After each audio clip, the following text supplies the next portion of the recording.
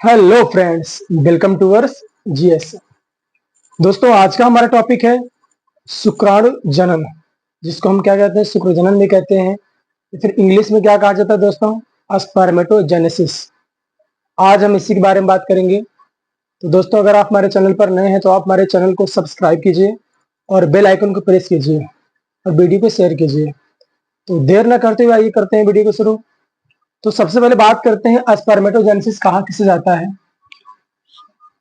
तो स्पर्मेटोजेनेसिस दोस्तों होता है शुक्राणु के निर्माण की प्रक्रिया क्या कहलाती है, शुक्राणु जनन कहलाती है। सिंपल शब्दों में कहेंगे शुक्राणु जनन किसे बोलेंगे, तो शुक्राणु के निर्माण की प्रक्रिया क्या कहलाती है, शुक्राणु जनन कहलाती है। यानी शुक्राणु जो बनेगा वही प्रक्रिया क्या कहलाएगी, शुक्राणु जनन या शुक्र जनन कहलाएगी, या इंग्लिश बात करें तो स्पर्मेटोजेनेसिस कहलाती है। शुक्राणु जनन के जो चरण होते हैं इसको दो भागों में बांटा गया है। एक तो होता है स्पर्मेटिड का निर्माण, दूसरा होता है शुक्राणुओं का निर्माण। यानी सबसे पहले स्पर्मेटिड का निर्माण होगा, उसके बाद शुक्राणुओं का निर्माण होगा। स्पर्मेटिड का निर्माण में इसके तीन चरण होंगे। एक तो गुणन प्रावस्था होगी, दूसरी वृद्धि प्रावस्था होगी और तीसरी परिपक्वन प्रावस्था होगी। ये तीन प्रावस्थाओं के बाद क्या बनता है, शुक्राणु का निर्माण होता है। तो हम पूरा डिटेल में जानेंगे। आइए हम थोड़ा फिगर को समझ लेते हैं। तो सबसे पहले क्या होता है, 2n फॉर्म में होता है, प्राइमरी जर्म सेल होता है। यानी 2n फॉर्म में होता है, इसका मतलब द्विगुणित। ये द्विगुणित फॉर्म में होता है, 2n फॉर्म में होता है। बाद में क्या करता है, इसमें समसूत्री विभाजन करता है। समसूत्री विभाजन में क्या होता है दोस्तों, सेम वही उतर के आता है, यानी समान होता है, यानी समान रूप में उतर के आए तो उसको समसूत्री विभाजन कहा जाता है। तो यहाँ पर देखिए समान रूप में उतरा है, यानी 2n यहाँ पर भी था, 2n यहाँ पर भी है। उसके बाद फिर क्या होता है, जो इनसे बनता है प्राइमरी जर्म सेल से, वो क्या होता है, स्पर्मेटोगोनिया कहलाता है। यानी क्या कहलाता है, स्पर्मेटोगोनिया कहलाता है। बाद में 2 बनते हैं, 2 से 4 बनते हैं, 4 से 8 बनते हैं, यानी कई सारे शुक्राणु, यानी कह सकते हैं स्पर्मेटोगोनिया बनते चले जाते हैं। ठीक है। अब ये सारी प्रावस्था किसमें होती, किस प्रावस्था में सारी चीजें होती हैं, तो याद रखना गुणन प्रावस्था में। गुणन प्रावस्था में आप देखेंगे कि हमेशा ये क्या करेगा, गुणा करेंगे। यानी कई सारे यानी एक प्राइमरी जर्म सेल जो है कई सारे क्या बनाएगा, स्पर्मेटोगोनिया बनाएगा। तो गुणन प्रावस्था में क्या करेगा दोस्तों, ये गुणा करेगा, यानी अपने संख्या में वृद्धि करके गुणा करेगा, संख्या में वृद्धि करेगा, ना कि आकार में वृद्धि करेगा। तो यहाँ 2n फॉर्म में आ गया, यानी द्विगुणित संरचना हो जाएगी। इनको हम क्या बोलेंगे दोस्तों, तो इनको स्पर्मेटोगोनिया बोलेंगे। क्या बोलेंगे, स्पर्मेटोगोनिया। इसके बाद बात करते हैं वृद्धि प्रावस्था में। तो वृद्धि प्रावस्था में क्या करता है, ये नाम में लिखा है वृद्धि प्रावस्था, तो कहीं न कहीं ये वृद्धि करता है। यानी ये क्या करेगा, जो इसके पहले स्पर्मेटोगोनिया था उसके आकार में क्या कर लेगा, वृद्धि कर लेगा। अब ऐसा नहीं केवल यही हो सकता है, इसमें कोई भी वृद्धि कर सकता है, लेकिन ये इतना पूरा दिखाना पॉसिबल है नहीं, तो इसलिए बोर्ड पर केवल आपको एक ही दिखाया जा रहा है। आप समझ सकते हैं सारे ऐसे ही होंगे। तो उसके बाद इसमें होता क्या है कि स्पर्मेटोगोनिया जो होता है वो वृद्धि करता है। यानी आप देख सकते हैं यहाँ पर ये छोटा है 2n, तो यहाँ पर अपने आकार में वृद्धि कर लेता है। और इसको हम क्या बोल देते हैं, प्राइमरी स्पर्मेटोसाइट। क्या बोल देते हैं, प्राइमरी स्पर्मेटोसाइट, या इसको इंग्लिश में अगर हिंदी में बात करें तो दोस्तों इसको हम बोल सकते हैं प्राथमिक शुक्र कोशिका या शुक्राणु कोशिका कह सकते हैं। अब ये क्या करता है, तो यहाँ तो वृद्धि कर लिया। इसके बाद तीसरी प्रावस्था आती है जिसको हम क्या बोलते हैं, परिपक्वन प्रावस्था, मैचुरेशन फेज कहा जाता है।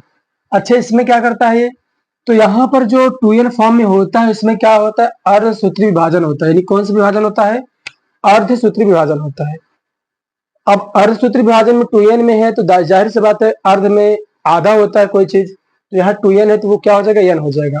यानी यहाँ पर 2n है तो n में डिवाइड हो जाएगा। और ये जो प्राइमरी 2n, जो 2n था ये प्राइमरी स्पर्मेटोसाइट था। इसके बाद ये क्या हो जाएगा, सेकेंडरी स्पर्मेटोसाइट। यानी ये पहला यहाँ पर क्या हुआ, अर्धसूत्री विभाजन, यहाँ पर पहला अर्धसूत्री विभाजन हुआ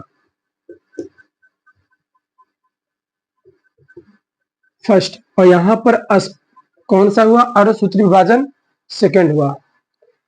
तो यहाँ पर पहला अर्धसूत्री विभाजन करेगा किस प्रावस्था में, परिपक्वन प्रावस्था में। और अर्धसूत्री विभाजन करके 2n है तो आधा कर लेगा, यानी n फॉर्म में हो जाएगा ये। पहले क्या था, ये 2n था यानी द्विगुणित था, अब क्या हो गया, अगुणित हो गया, जिसको हम क्या बोलते हैं, हेप्लॉइड। और 2n को क्या बोला जाता है, डिप्लॉइड बोला जाता है। अब ये क्या करेगा, आधा हो जाएगा, इसको हम क्या बोलेंगे, ये किसके अंतर्गत होगा, तो प्रथम अर्धसूत्री विभाजन के अंतर्गत। तो पहला बनेगा, उसके बाद फिर इसको हम क्या बोल देंगे, सेकेंडरी स्पर्मेटोसाइट। ये जो पहला रहेगा, जो विभाजन नहीं किया रहेगा, उसको हम बोलते हैं प्राइमरी स्पर्मेटोसाइट, जो वृद्धि करेगी केवल। लेकिन बाद में जब पहला अर्धसूत्री विभाजन होता है, उसके बाद जो कोशिकाएं बनती हैं, उनको हम क्या बोल देते हैं, सेकेंडरी स्पर्मेटोसाइट, या हम कह सकते हैं द्वितीयक शुक्राणु कोशिका। इसके बाद फिर क्या होता है, फिर इसके बाद दोबारा अर्धसूत्री विभाजन होता है। अब याद रखना है आपको, आपको ये चीज पता होगा, जब दोबारा भी अर्धसूत्री विभाजन होता है तो सेम फंक्शन देता है, ये किसकी तरह, सेम ये फंक्शन कार्य करता है समसूत्री विभाजन की तरह। पहला अर्धसूत्री विभाजन तो आधा करेगा, लेकिन दोबारा ऐसा नहीं है कि आधे का उसका फिर से आधा हो जाएगा। ये दूसरे में क्या होगा, फिर वो जैसे ऊपर था यानी स्पर्मेटोसाइट, जो सेकेंडरी स्पर्मेटोसाइट था, सेम के सेम वैसे ही उतर आएगा। तो यहाँ पर आप देख सकते हैं अर्धसूत्री विभाजन सेकंड में क्या हुआ, एन एन ही आ गया। अब एन को डिवाइड नहीं करेंगे, तो दोबारा अगर अर्धसूत्री विभाजन होता है तो उसके आकार में कहने मतलब है उसको डिवाइड नहीं करते हैं हम, बल्कि सेम उतार देते हैं। उसके बाद फिर क्या हो जाता है, यहां तक पहुंचने के बाद इसको हम क्या बोल देते हैं, अस्पर्मेटिड। क्या बोल देते हैं, अस्पर्मेटिड बोल देते हैं। उसके बाद फिर अस्पर्मेटिड से किसका निर्माण हो जाता है, तो याद रखना अस्पर्म का निर्माण हो जाता है। तो इतनी चीजें उम्मीद है आप समझ पाए होंगे। आगे बात करते हैं। इसके बाद है दोस्तों स्पर्मेटिड का निर्माण तो हो गया। अब यहाँ पर थोड़ा समझ लेते हैं इस चीज को, वही चीजें हैं। तो गुणन पर अवस्था में क्या होती है, इसमें प्राथमिक जननी कोशिका जो होती है यानी प्राइमरी जर्म सेल क्या होती है, समसूत्री विभाजन करती है। समसूत्री विभाजन आप देख सकते हैं, समसूत्री विभाजन हो रहा है, करके क्या करती है, अनेक स्पर्मेटोगोनिया यानी अनेक स्पर्मेटोगोनिया का निर्माण करती है। उसके बाद क्या होता है, तो उसके बाद वे कोशिकाएं प्राइमरी स्पर्मेटोसाइट में बदल जाता है। यानी आप देख सकते हैं यहाँ पर गुणन प्रावस्था में क्या हुआ, ये अपनी संख्या में वृद्धि किया, बाद में किसमें चेंज हो गया, प्राइमरी स्पर्मेटोसाइट में चेंज हो गया। अब इसके बाद बात करते हैं वृद्धि प्रावस्था में। तो वृद्धि प्रावस्था में क्या होता है, नाम में वृद्धि लिखा है, तो इसका मतलब है जो स्पर्मेटोगोनिया होगा उसमें क्या होगी, वृद्धि होगी। तो इसमें प्राइमरी स्पर्मेटोसाइट में क्या हो जाती है, वृद्धि हो जाती है, में वृद्धि करके एक बड़ी कोशिका निर्माण करती है। यानी प्राइमरी स्पर्मेटोसाइट क्या होती है, वृद्धि करके एक बड़ी सी कोशिका का निर्माण करते हैं। आप देख सकते हैं 2n, ये एक बड़ी कोशिका का निर्माण हो गया, जिसको हम क्या बोलते हैं, प्राइमरी स्पर्मेटोसाइट। इसके बाद तीसरी प्रावस्था होती है परिपक्व प्रावस्था। इसमें प्राइमरी स्पर्मेटोसाइट क्या करती है, अर्धसूत्री विभाजन करती है। यहाँ देख सकते हैं परिपक्व प्रावस्था में अर्धसूत्री विभाजन करता है, उसके बाद स्पर्मेटिड का निर्माण हो जाता है। यहाँ पर ध्यान देना दोस्तों, ये स्पर्मेटिड का निर्माण होता है लास्ट में, लेकिन स्पर्मेटिड ये गोल आकार का होता है, यानी कहने मतलब ये अचल होता है, ये चल नहीं सकता है। लेकिन हमको क्या चाहिए, स्पर्म चाहिए। तो इस प्रोसेस के बाद फिर एक प्रोसेस होती है जिसको कहते हैं शुक्राणुओं का निर्माण। शुक्राणुओं के निर्माण में क्या होता है, स्पर्मेटिड जो होता है तो चल शुक्राणु में बदल जाता है। यानी अभी तक ये अचल था, क्योंकि यन होगा तो ये चल थोड़ी ना पाएगा।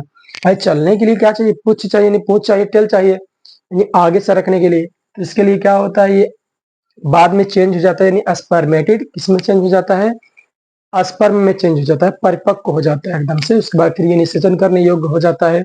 यानी कि निषेचन आपको पता है निषेचन किससे कहा जाता है, तो मादा युग्मक और नर युग्मक आपस में मिल जाते हैं, संलयन कर लेते हैं, तो इस प्रक्रिया को क्या कहा जाता है, निषेचन कहा जाता है।